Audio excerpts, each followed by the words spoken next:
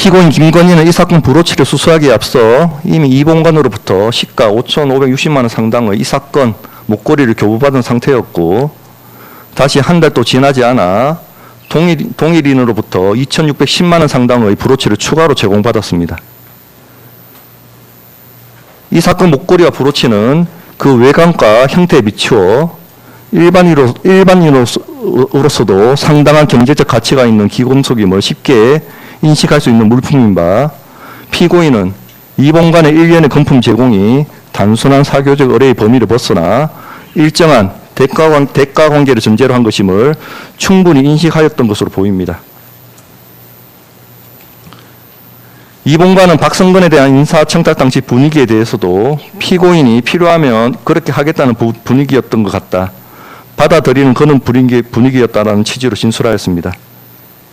이는 피고인 김건희가 이 본관의 인사청탁에 대하여 거절하거나 선을 긋는 대신 자신의 영향력을 활용하여 이를 수용하겠다는 외관을 보였음을 의미합니다. 실제로 피고인 김건희는 대통령직 인수위원회 업무가 종료될 무렵인 그해 5월 초순경 청탁의 대상자인 박성근에게 직접 연락을 취하여 전화를 부탁하고 바쁘실 텐데 고생해 주셔서 감사하다라며 격려의 말을 전하였습니다. 피고인 김건희가 박성근과 별다른 친분이나 업무상 접점도 없음에도 직접 연락을 취한 것은 단순한 안부 인사를 넘어 이 본관의 청탁 내용을 인식하고 이를 상당한 관심을 가지고 관리하고 있었음을 뒷받침하는 정황으로 볼 수 있습니다.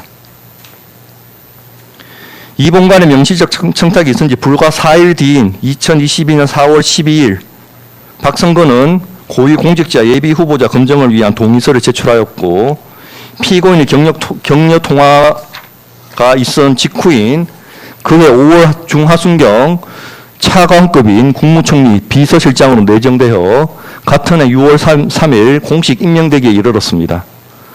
대통령직 인수위원회 인사추천팀 및 대통령실 인사비서관실 소속이었던 박은주는 2022년 4월 말경 장제원이 큰 문제가 없는 이상 박성근이 국무총리 비서실장으로 임명될 것이라고 말하였고, 윤석열이 결정한 단독 후보자이고 임명직이기 때문에 박성근이 국무총리 비서실장으로 임명될 것이라는 말을 해준 것 같다고 진술하였습니다. 박성근은 국무조정실에서는 전문성 대신 원만한 대인관계가 필요한 파트도 있는데 제가 대인관계는 괜찮다는 식으로 인사검증단 직원에게 답변을 했다는 취지로 진술하였습니다. 이러한 점을 종합하면 박성근의 국무총리 비서실장 임명은 대통령의 의중과 대통령실의 인사검토 과정을 거쳐 이루어진 것으로 보입니다. 그리고 박성근에 대한 인사청탁이 이루어진 시점, 피고인 김건희의 격려 전화, 인사검토 절차 및 최종 임명 결과 등에 비춰보면 피고인 김건희는 이 청탁을 단순히 전달하거나 인식하는 데 그치지 않고 그 실행 과정에 일정 부분 관여한 것으로 보입니다. 이와 같이 금품의 규모, 수수 경위, 인사청탁의 구체성, 피고인 김건희의 태도 및 그 이후의 진행 경과를 종합하면 이 사건 브로치는 박성근에 대한 인사청탁과 관련하여 공무원의 직무에 속한 사항의 알선 명목 아래 제공 수수된 것으로 그 대가관계가 충분히 인정됩니다. 세 번째, 2022년 5월 20일 이 사건 귀걸이 수수 부분에 대해서 살펴보겠습니다. 이 본관은 이 법정에서 이 사건 귀걸이 교부 당시의 심경에 관하여 김건희가 공관에 들어가면 이제 마지막이다, 혹시 억울한 일이 생기면 연락이 닿을 정도는 되어야 한다는 생각이었다고 진술하였습니다. 특히 이 본관은 나중에 이 사건 목걸이와 브로치를 돌려받았을 때의 심경에 관하여 부탁을 하는 것은 이제 안 들어주겠네, 그런 불안한 생각을 했다라고 진술하였습니다.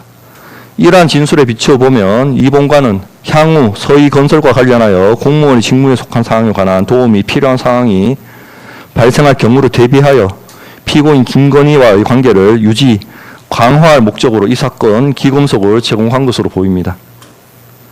비록 이 사건 귀걸이를 교부하는 자리에서 이 본관이 별도의 청탁 의사를 명시적으로 밝히진 않았으나 당시에는 이미 이 사건 브로치 수수를 계기로 이봉관이 자신의 사위인 박성근에 대한 구체적인 인사 청탁을 하고 피고인 김건희가 이에 호응하는 태도를 보인 이후였습니다.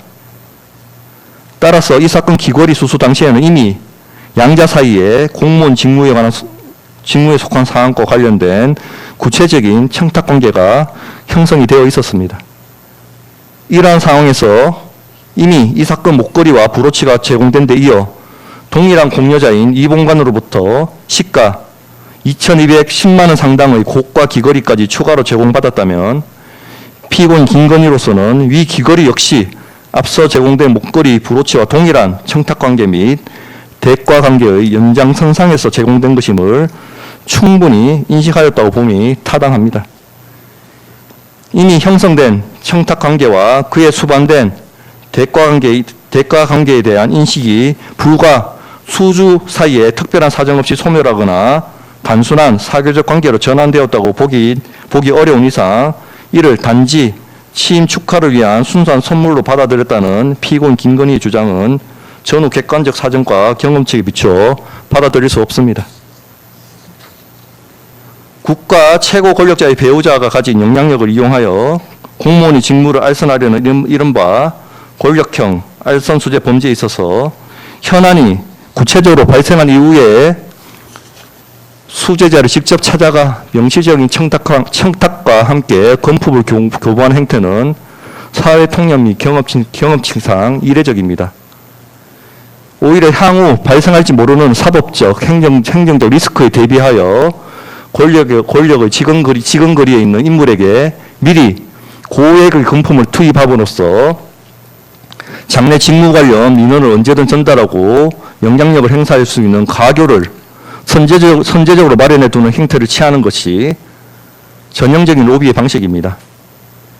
이봉관의 법정 진술을 살펴보면 단지 막연한 호의를 기대했다는 의미가 아니라 향후 세무, 행정 등 건설사 경영 전반에 걸쳐 공무원의 직무에 속한 상황이 발생하였을 때 피고인 김건희를 통하여 이를 해결하겠다는 묵시적인 알선 명목으로 교부하였다는 것이 기재에 깔려 있었음을 알 수 있고, 나아가 묵시적 단계에 머무르던 알선 명목이 불과 수주 만에 명시적인 인사청탁이라는 구체적 실체로 발현되었으며 피고인 김건희 역시 그 청탁을 직접 수용하여 실현하는 과정에 개입함으로써 자신이 수수한 금품들이 공무원의 직무 알선과 결부된 대가성 물품임을 확정적으로 인식한 것으로 보입니다.